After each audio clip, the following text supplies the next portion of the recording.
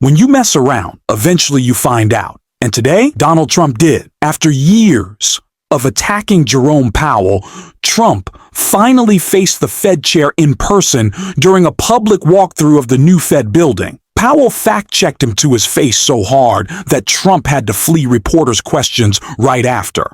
It was a brutal takedown. Now, before we can get into the most humiliating takedown of Donald Trump to his face that we've seen in a while, I want to start with some context on the relationship between Trump and Powell that we get from Lawrence O'Donnell right here. A lot of wars there was no reason for.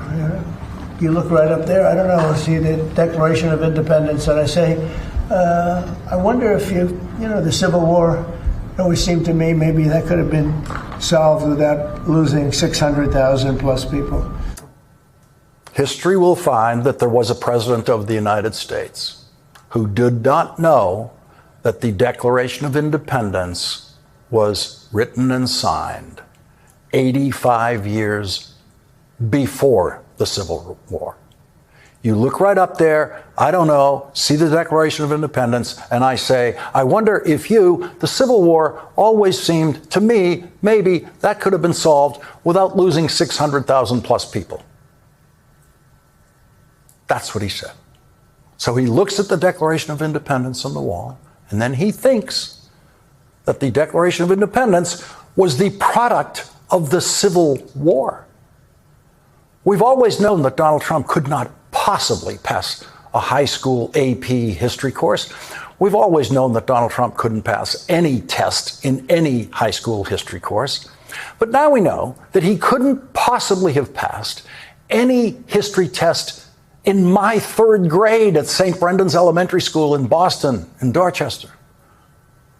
We knew that order of history, what came first, in the third grade. Declaration of Independence first, Revolutionary War second, Civil War a distant third to those events.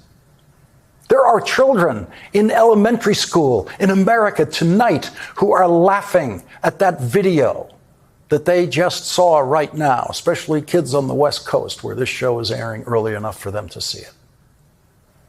The psychiatrists promised us in the first year of the first Trump presidency that there was only one direction that his mental health could go. And every day, Donald Trump proves them right. There are few people better at communicating the idiocy of Donald Trump than Lawrence O'Donnell. But now I will add to that list Fed Chair Jerome Powell, who just shut Trump up when he was telling a ridiculous lie about the cost of this new Federal Reserve building and all the other lies that he was telling. Just watch him shake his head as Trump lies, then shut him up to his face. Well, thank you very much. We're looking at the construction, and we're with the chairman, as you know. Chairman, come on over. And we're just taking a look at what's happening. It's a tough construction job. They're building basements where they didn't exist or expanding them, and a lot of very expensive work. There's no question about it. And Tim has been with me for a long time, and you're in charge of the committee. Indeed. One of the reasons I wanted to see it was the overruns of the expenses, wanted to figure out why. Yeah. So we're taking a look, and it looks like it's about 3.1 billion. It went up a little bit, or a lot. So the 2.7 is now 3.1. I'm not aware of that. Yeah, it just came out. Yeah, I haven't heard that from anybody at the Fed. Yeah, it just came out. Our notes had it about 3.1 as well. 3.1. 3.2. This came from us? Yes. I don't know who does that.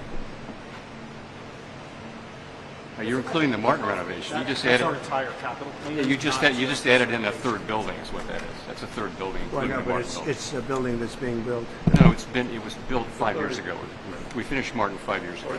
It's part of the overall work. But it's So, not new. So we're going to take a look. We're going to see what's happening, and it's got a long way. Do you expect any more additional cost overruns? Don't expect them.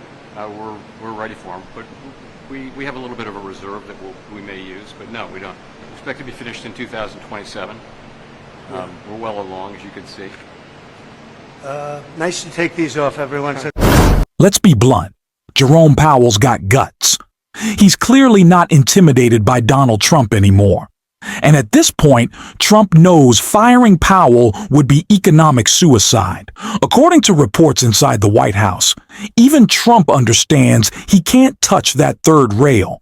Powell's done taking orders. He's not letting Trump push him around. And when a reporter brought up one of Trump's old attacks on Powell, Trump didn't respond. He just ran away. Thank you.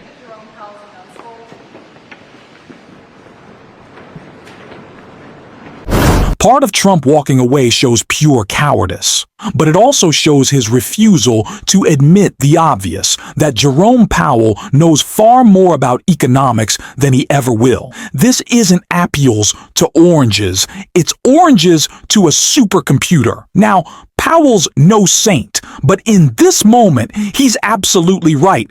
Trump's policies have been inflationary, and reckless rate cuts would only make things worse.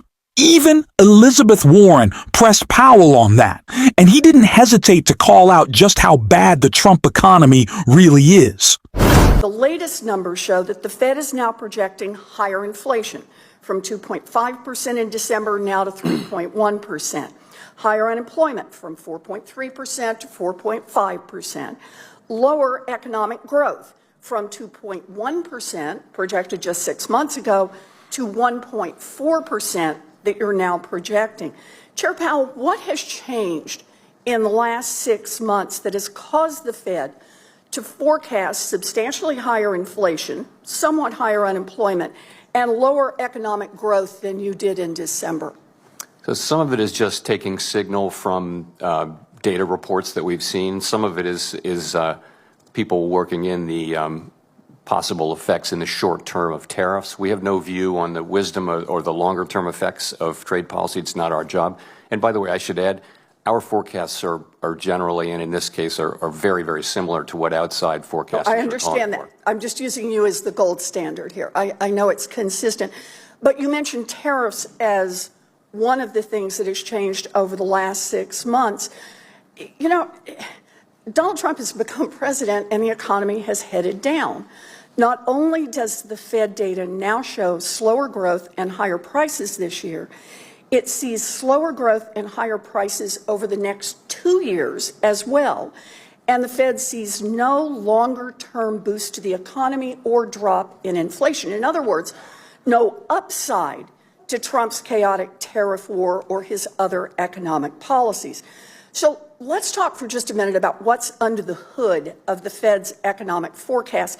Chair Powell, I know a lot of different factors influence the trajectory of interest rates.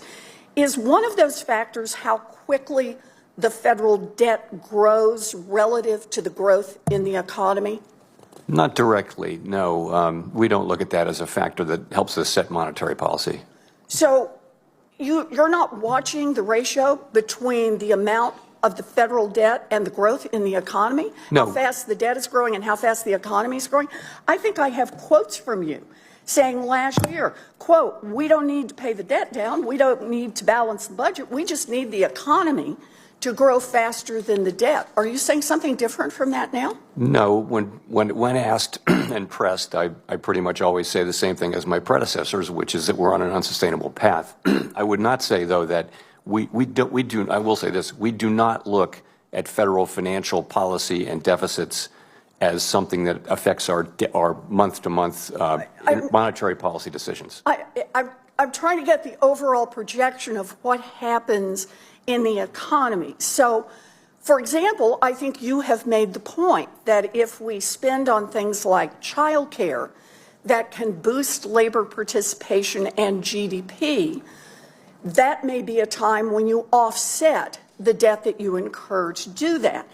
But if there aren't investments like that and we are simply running up the debt, what's the impact of increasing the national debt? So I understand that you don't comment on fiscal policy, but it does affect your job, which is keeping inflation under control and also maximizing employment. If certain policies would materially drive up the national debt and increase the debt to GDP ratio over time, could that make it more likely that we would see inflation, all else being equal? I mean, theoretically, sure, fiscal policy can add to inflation, but that's, again, that's really not something we comment on. We try to stay away from fiscal policy. I understand you don't comment on it, but I do appreciate your acknowledgement of the math here. You know, the Joint Committee on Taxation projects the one big, beautiful bill would increase federal deficits by $4.2 trillion. According to analysis by the Congressional Budget Office and the Yale Budget Lab, the bill raises the debt to GDP by 24 percentage points. It slows economic growth, it increases inflation, and it reduces real wages. So two of Trump's signature policies, his tariffs and his tax bill, will increase costs for American families. When America borrows money, it should be for investments that Americans need, like investments in childcare or housing or healthcare that would actually boost economic growth and lower costs. America should not take away healthcare from millions of people who need it and then borrow trillions of dollars just so that a handful of billionaires and giant corporations can get even richer. Thank you, Mr. Chairman. For a year, Trump and the Republican labeled Democrat as communist just for wanting to regulate the economy.